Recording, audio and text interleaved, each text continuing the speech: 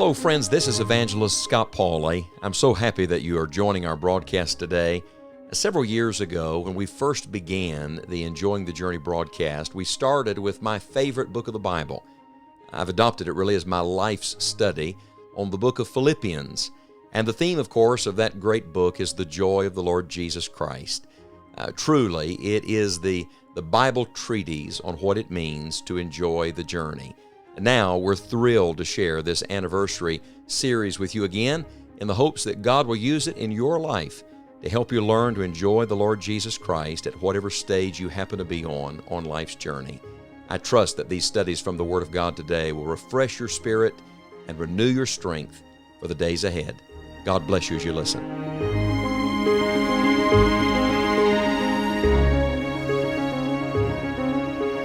Someone once observed that today is the first day of the rest of your life. Now that's a profound truth, isn't it? I once heard someone say that yesterday is like a canceled check, and tomorrow is like a promissory note, and today is legal tender. It's the only thing that's negotiable. It's the only thing we have. With that thought in mind, I turn our attention again today to Philippians chapter 1. We've been discussing 3 days we must never forget. Now, the first day is obvious. It's the first day. It's the day you met the Lord Jesus Christ as your personal Savior.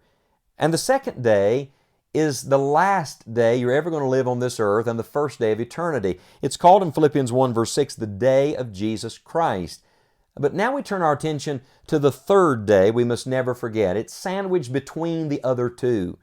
Between the first day and the day of Jesus Christ, we have a beautiful little word. Let me read these two verses and see if you catch it. Philippians chapter 1 verse 5 says, "For your fellowship in the gospel from the first day until now, being confident of this very thing, that he which hath begun a good work in you will perform it until the day of Jesus Christ." Did you catch the word? It's that little word, that little 3-letter word, now. And friend, it's all you have. The third day you must never forget, if you're going to make the most of this journey with the Lord Jesus, is today. Don't miss today. You see, so many people miss today because they're bogged down in their past. They're living in something that they can never change. And then others miss today because they're always looking to the future. They're planning. They're preparing for a better time, another season. And they miss the fact that today is God's gift to them and that God is at work today. You see, our God is not a past tense or a future tense God. Our God is a present tense God. And do you remember one of His names when Moses said, "Whom shall I say sent me?" He said, "I am." I am what? Yes, all of the above, the self-sufficient, self-existent one. But watch, it's in the present tense. He's in the eternal now. That means that the great I am is at work in your life today, and He doesn't want you to miss it. Now, we said the day of your salvation is the first day. That's the Bible phrase, and that's true. We said that the day of Christ, or the day that we meet the Lord, will be another first day, and indeed it will be the first day of eternity. But may I suggest to you that this day, today, is also another first day? You see, life is full of new beginnings. And no matter what happened yesterday, no matter what your past has been, today is the first day of the rest of your life. Are you going to make it count? Do you understand that now, that today, that's God's way, that's God's Word? For example, we read in Scripture, "Behold, now is the accepted time. Behold, now is the day of salvation." If you've never been saved, friend, today's your day. Some people are always putting it off. Don't put it off any longer. Don't procrastinate. I used to have a friend that would say, "Procrastination is my sin. It causes me endless sorrow. I really must stop doing it. In fact, I'll start tomorrow." I think that person missed the point, don't you? No, don't put it off. Today's the day. How about this? "Boast not thyself of tomorrow, for thou knowest not what a day may bring forth." Or how about this? Hebrews says, "Today, if you will hear His voice, harden not your hearts."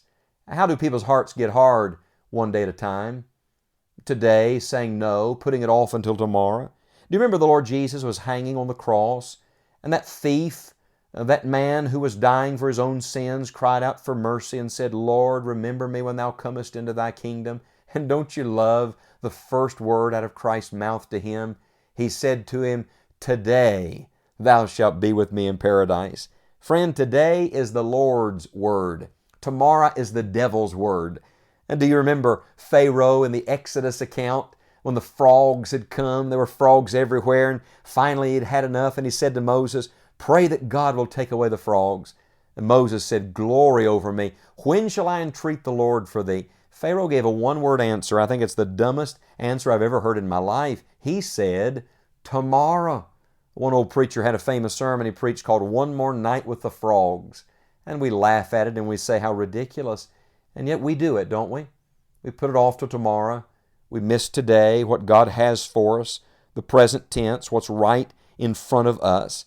We've thought of our past. We've considered and planned for our future. But what about now? What is He saying to you today? What is God telling you to do at this present hour? You see, the joy is not just in the past, that you were saved many years ago. And the joy is not just in the future, that you're going to see Christ someday. The joy is today if you'll obey Him today. I turn your attention to something the Apostle Paul wrote to a young man by the name of Titus. In Titus chapter number 2, we find these same 3 days. That's interesting to me. In Titus 2 verse 11, he says, "For the grace of God that bringeth salvation hath appeared to all men." That's the first day. That's the day of your salvation. And then listen to verse 12, "Teaching us that denying ungodliness and worldly lust, we should live," present tense, "soberly, righteously, and godly in this present world." And then verse 13, "Looking for that blessed hope and the glorious appearing of the great God and our Savior, Jesus Christ," future tense, the day of Christ, the day we'll see the Lord. Notice the divine progression. The journey began with Jesus on the day you trusted Him as your personal Savior. That was the first day. It continues every day, today, as you follow Him, as you obey Him, as you live life with Him. And it ends someday with that blessed hope and the glorious appearing of the great God and our Savior, Jesus Christ.